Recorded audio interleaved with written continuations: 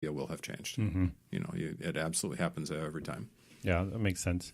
So let's talk a bit more about managing up. So when you're working within an organization or you're coaching somebody about the idea of managing up, I mean, I think a lot of people have different versions of what that means. But if it comes down to where you're trying to become a more innovative company, you're somebody who's maybe a product manager, a project manager, middle manager, or somebody who's a little closer to the customer maybe than the executive team is. How do you coach people on managing up? I mean, where are great places to start? Is it building that personal relationship with those folks? Is it just providing better data or more consistent data? What are some of the ways that you've seen managing up work the best? Yeah, it really depends on the leader that you have. If you have a leader that you're in function with, that speaks your language, and you're all set to go, that's a much easier job than if you have somebody that's out of function or is managing multiple functions. One of the first coaching points I give people on that regard is to find a problem to solve for your leader. And it usually isn't all that hard to do. They usually have a lot of problems. They have lots of problems and very little attention and time to go solve them, right? So with a little bit of listening in at staff meetings, perhaps just kind of picking up on the hallway conversations, you can find those areas where, hey, I could maybe help with this cold relationship between, say development and whatever manufacturing / product organization you have, right? And begin to build that bridge a little bit, kind of go to the edges of where they live and help them out. At least learn the language and begin to help them out. There's almost always a wingman or wingwoman around these leaders as well. An influencer that have the time to perhaps grab a cup of coffee and just have a chat. So the indirect method is really, really powerful as well. So that when you finally do get an opportunity to test, and it always takes a little risk to get reward, right? So you're testing your idea, you're testing your concept with them. It's rooted, right? It's rooted in real problem. It's rooted in some relationship. So yeah, it's not a cold call. Sure. The initial managing up piece is not a cold call. And then once established, keep the lines open. But I want to point out one thing, Scott, is that you're asking me to do all these things that are outside my job description. I am. And if I was hired to do this job and be impactful, shouldn't they just be showing up at my desk and me providing them with all of my insights? Why are you asking me, Scott, to go out, around all this stuff? That's really good. I love that. No, the truth is that most jobs are architected so that it can, typically a minimum level of job performance can be done in 60 to 70% of the time that you're allotted, right? And early on that may not be true. You may be running at 120% to just stay on top of an entry level job, but the day will come when you have an extra half hour, an extra 15 or 20 minutes, some time to think, right? And what you do with those extra shreds of time is really important. You really need to think strategically about that. And as you get those extra shreds of time, that's when you begin to do this testing. That's when you begin to develop this insight. And then you become very opportunistic, right? When someone has to go solve a customer problem, rather than hiding under your desk, it's time to raise your hand and get that airplane ticket and go meet with clients. You want to be very forward thinking about that kind of stuff. Anything that takes you closer to the edges of the organization, even the dreaded sales meeting or, all those activities are golden early on in building that influence and capability. So. Right. And I think it's also good management too for those people that are in that position feeling like going above and beyond. They don't understand that what the goals are of the executive team, of those managers. I feel like that also can be a problem, not of just that person saying this isn't my job, but their managers not encouraging them to become those people, to be those more integrated sources in the organization, to becoming people that are looked at as problem solvers, not just doers, right? Yes. And it used to be there was a fair amount of vetting that used to go on before managerial altitude was achieved. A lot of that has changed in the last few years. So you've run into people in fairly senior positions that actually haven't had a ton of managerial background. Yeah. They're still learning as well. So don't always make the assumption that they are they are thinking of you and in your best interest 100% of the day, because a lot of times they may not be. So the ownership of the career arc, the ownership of the engagement and experience arc is kind of the new normal. It's there used to be kind of a paternalistic aspect to organizations. You can't lean on that anymore.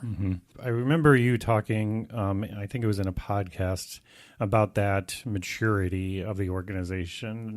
You talk about 3 different stages. Yep. Yeah, so organizations have life cycles just like people do. In fact, organizations have much longer life cycles. Chronological aging is not optional for an individual, but organizations can choose to be at different spots.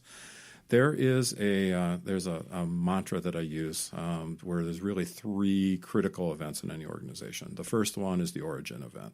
And it's amazing that every organization, no matter how old, I can go to organizations that are hundreds of years old, and they will take me and show me the very first product that they built in the little museum they have, right, with a great deal of pride. And the story is always the same. We did this. It was terrible. It failed. We pivoted, and we won, right? And there's always some piece of that. Some version of that. Some version of that.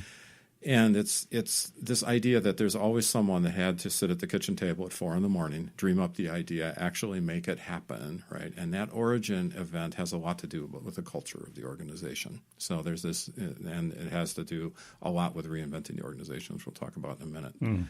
Then when that idea hits, when the hard work has been done to describe this new product area, we get into this go-go or fun setting where the organization just takes off.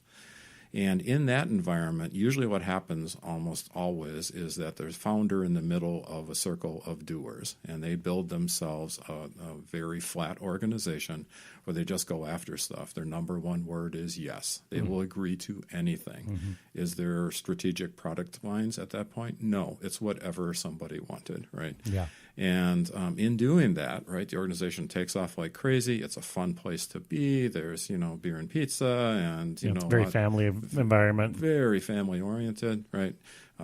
Communications are easy. Someone stands on the desk and shouts, and everybody knows what's going on. It's a very, very unique part of the firm. Then, not uncommonly, to rein in the mayhem, right? That's when some process and process-oriented people begin to show up. And there's a nice point in the middle there where things kind of balance out, where things are kind of running well. You have a little bit of strategy, you have a little bit of process, but you also have the entrepreneur genes are alive and well. And some people call that the prime part of the organization. And then there's this maturity thing that organizations tend to drift into, right? And they get into that environment by over-processing. And it's a very slow process for the most part. Usually organizations don't even know they're drifting into it.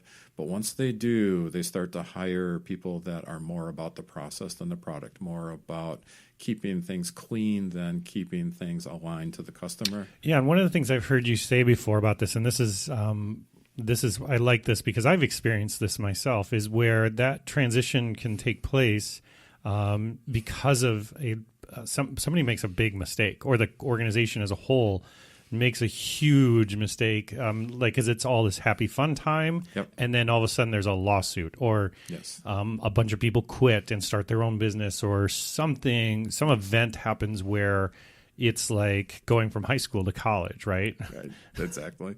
Yeah, something bad happens. And in my own case, working with organizations, I've seen, working with a factory that was making communications gear that shipped a box of spark plugs directly to a client, right? And just strange things.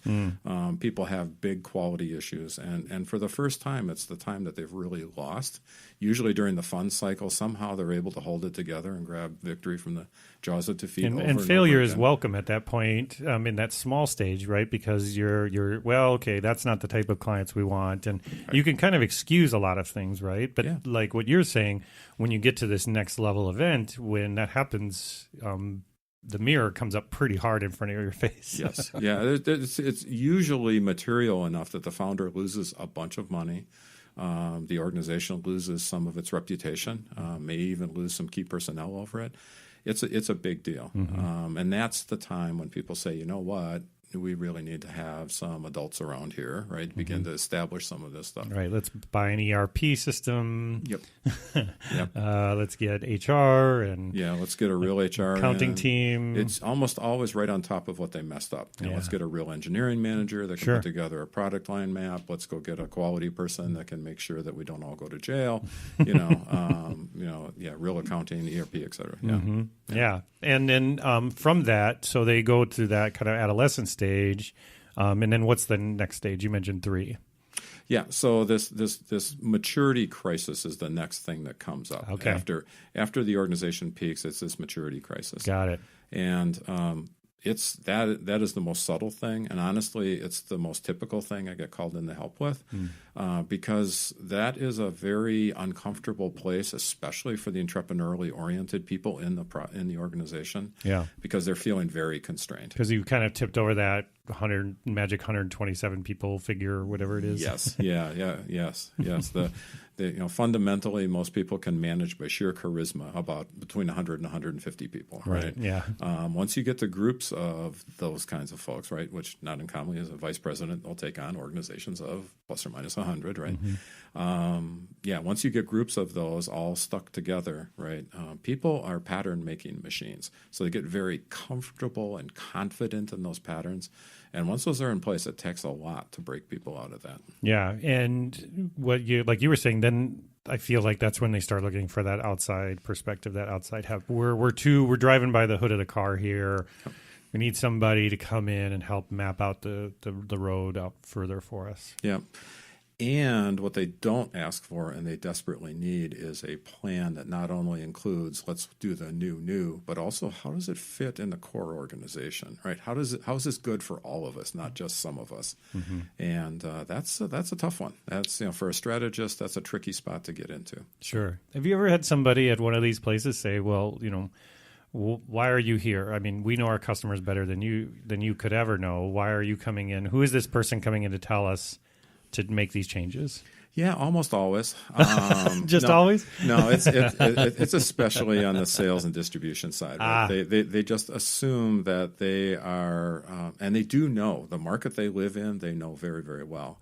What they lose sight of, though, is that there's always market space around them, at the edge of the headlights, perhaps farther down the road than where they are right now, or in the adjacencies that they just don't call on. I did one project for a client that was calling on one part of the government, and they assumed, well, we know how to do government business, not an issue, right? So we created this beautiful adjacent product that basically was for another government participant just down the hall, right? It went nowhere. We could not get the sales team to actually build some new relationships. They had been calling on a particular department in government for ages and ages and ages.